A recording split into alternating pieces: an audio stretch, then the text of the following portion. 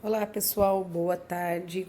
Segue então aí para vocês a correção das atividades de quarta-feira, dia 17.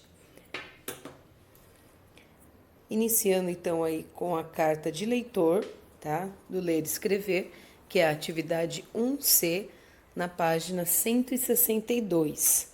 Vocês já realizaram essa leitura e agora nós vamos fazer a análise. Só para contextualizar, era uma carta escrita aí pelos alunos da escola Ana Clarice e eles colocaram aí que eles se divertiram muito com a parte da revista que tratava sobre as curiosidades. E eles colocaram aí que eles gostavam tanto que eles compartilhavam com a escola inteira, né? Eles tinham, e a professora tinha um momento chamado Roda da Curiosidade, onde ela lia essas curiosidades para os alunos.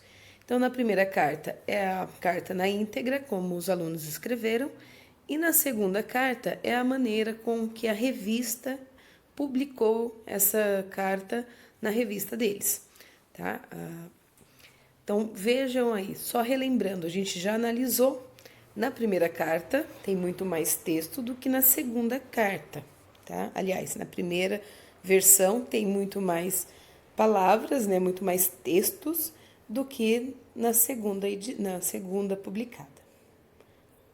Então, a comparação, né, a análise dessa carta que a gente já leu nas aulas anteriores. Então, qual que era a finalidade? O que os alunos, né, junto com a professora, quis na hora de escrever?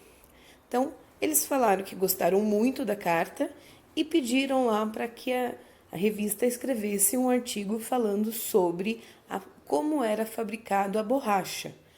Portanto, então, a finalidade deles, né, a intenção deles era dar a opinião sobre a revista e pedir aí a publicação de um artigo. Qual delas, então, expressa uma opinião com a justificativa sobre o assunto, comentando a matéria lida? Então, qual carta que tem a justificativa? É a primeira carta, tá? A primeira versão da carta. E o conteúdo o conteúdo da carta foi mantido? Ele manteve a essência da carta, porém a revista diminuiu o texto, né? Ela diminuiu o texto aí.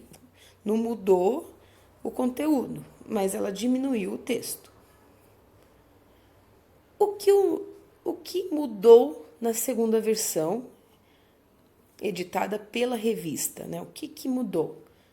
A revista fez, então, um resumo deste texto.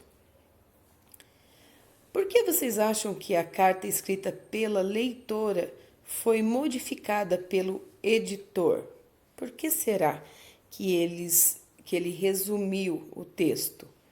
Porque não havia muita necessidade de colocar tudo que eles colocaram, né? Algumas coisas que eles colocaram até ficou um pouco repetitiva.